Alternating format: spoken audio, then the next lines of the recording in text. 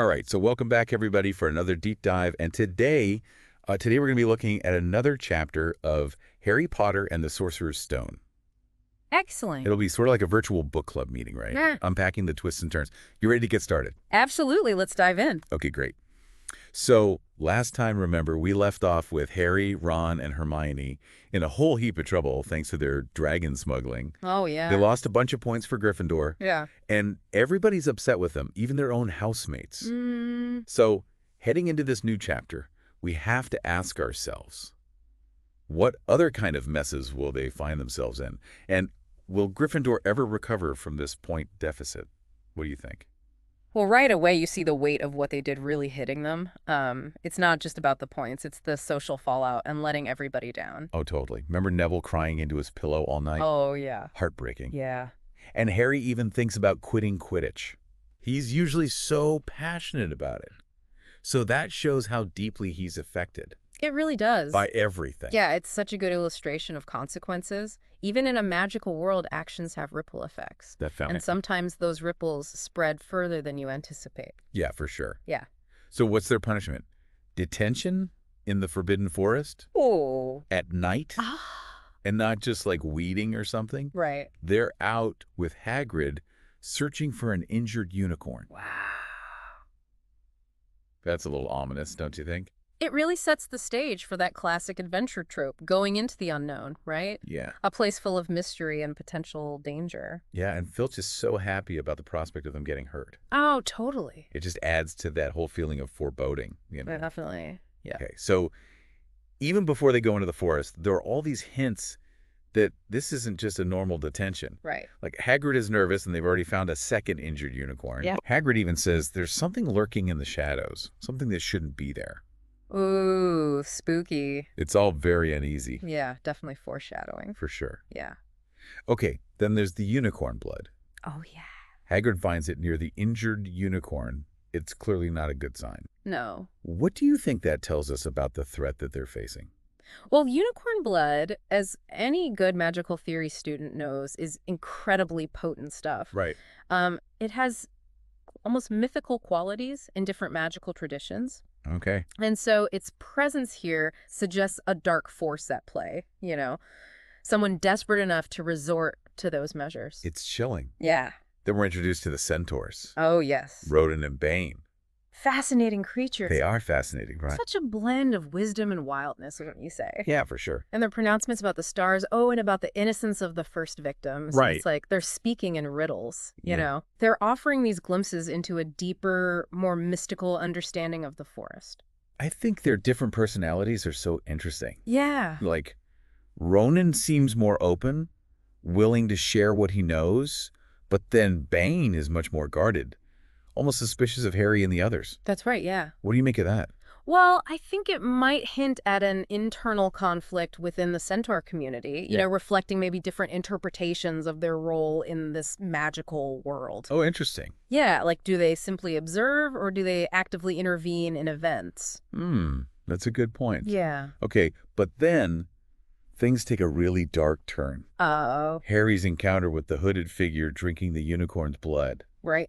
It's terrifying, isn't it? Absolutely. I think it's such a pivotal moment in the story. It raises the stakes so much because it's not just about rule breaking or mischief anymore. Right. We're dealing with something truly sinister now. The way it's described, the figure's movements, and like the desperate way it drinks the blood, it gives me shivers. Oh, I know. It's creepy. And the pain that Harry experiences, almost like his life force is being drained, makes it very clear that this dark magic has very real and dangerous consequences. Yeah, for sure.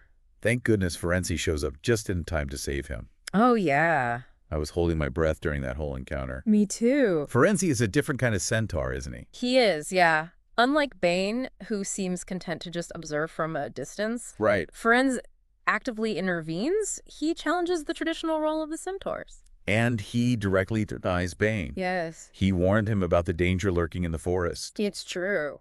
And he's willing to help Harry, a human, which suggests a more compassionate, maybe even rebellious nature. Definitely. Yeah. He really seems to understand how serious the situation is and that the old ways might not be enough to combat this new threat. Yeah, in that line he says, I set myself against what is lurking in this forest, Bane, yes. With humans alongside me if I must. Chills. Chills, right? Every time. So they get back to Hagrid, and then Firenze drops a bombshell. Oh. He says that drinking unicorn blood is dark magic, Uh-huh. and then he connects it directly to Voldemort. Wow. Game changer. That's huge. So, what do you think is the most significant thing we've learned so far in this chapter? That's a good question. And what are you most curious about as we keep reading?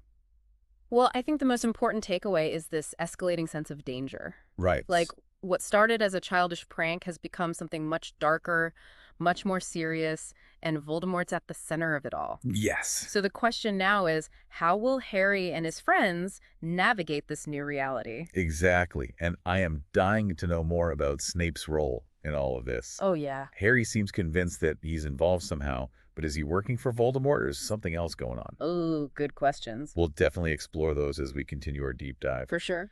So we left off with those big revelations about Voldemort. Mm-hmm. I'm still kind of reeling from it, to be honest. It's like the story just took a much darker turn. Definitely. Yeah. It went from this lighthearted adventure to something way more complex. And poor Harry. He's got to wrap his head around everything that's happening, and he's still dealing with the fallout from his own actions. It's a lot for an 11-year-old. Oh, yeah, for sure. But, this chapter shows us that he's not just any ordinary kid. Right. He's forced to deal with all this crazy stuff, dangers and truths that even adults would struggle with. Can you imagine being told that Voldemort is alive and wants to come back to power? Yeah. That's a lot to process. And remember, he doesn't have all the information that we do as readers. That's true. He's still putting the pieces together, using his own intuition and the little knowledge he has. Which brings us to his suspicions about Snape. Oh, yeah. Harry's convinced that Snape is involved somehow. Mm-hmm. And it's easy to see why. He's always been kind of menacing. Well, it's interesting to think about perspective here. Harry only sees Snape from his own point of view. Right. Which hasn't been very friendly, let's be real. But we as readers, we see Snape from different angles. Oh, that's true, yeah. So it makes you wonder, is Harry letting his own feelings cloud his judgment? It's definitely possible. Yeah, and that's what makes the story so good. Mm-hmm. We're always questioning people's motives, trying to figure out who to trust. Like a giant puzzle. Exactly. And J.K. Rowling, she's a master at putting all the pieces together, creating this tapestry of suspense. So while Harry is busy trying to figure out Snape, he's totally missing the bigger threat.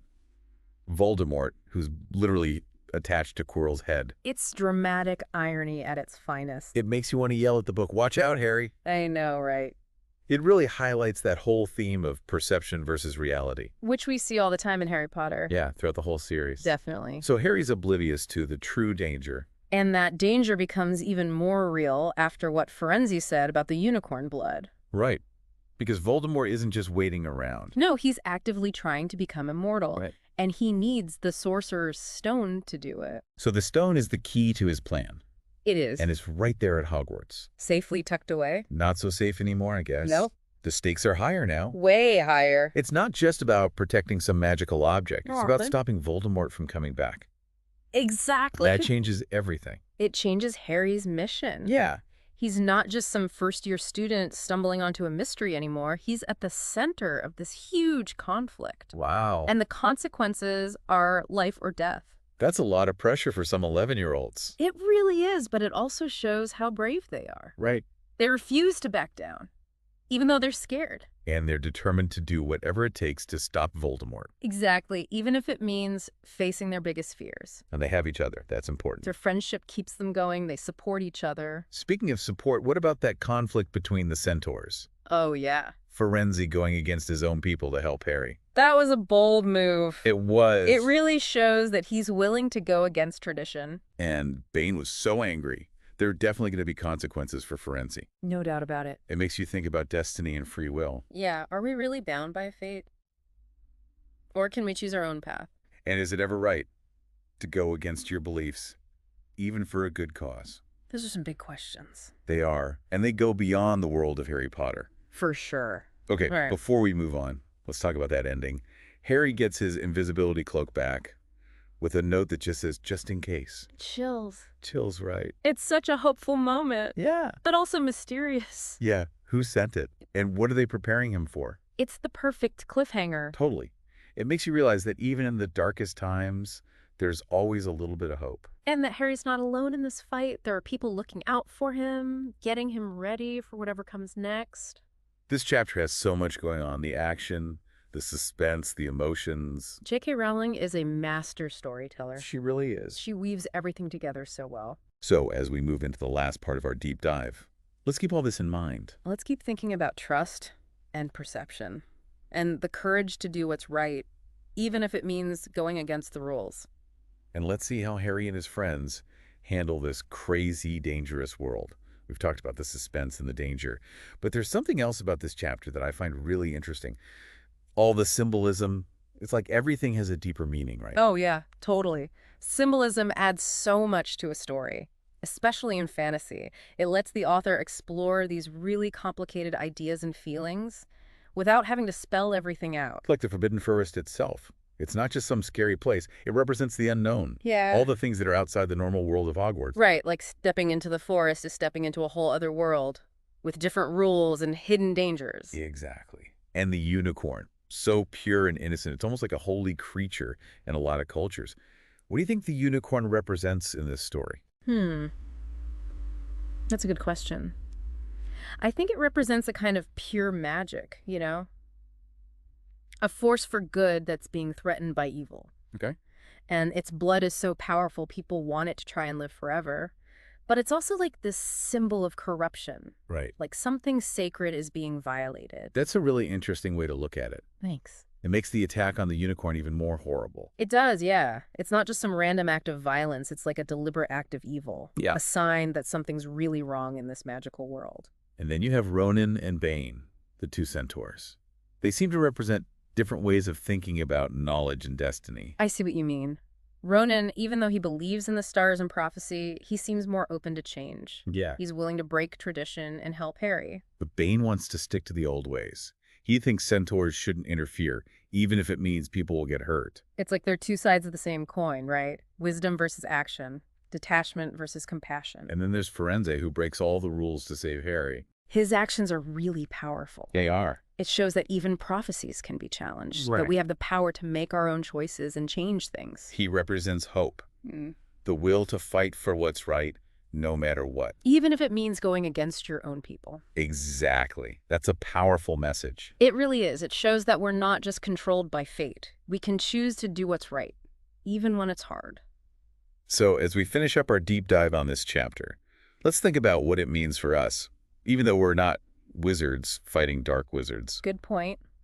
This chapter might be set in a fantasy world, but it has a lot to say about real life, too. Yeah. It reminds us that we all have choices to make, and that those choices have consequences.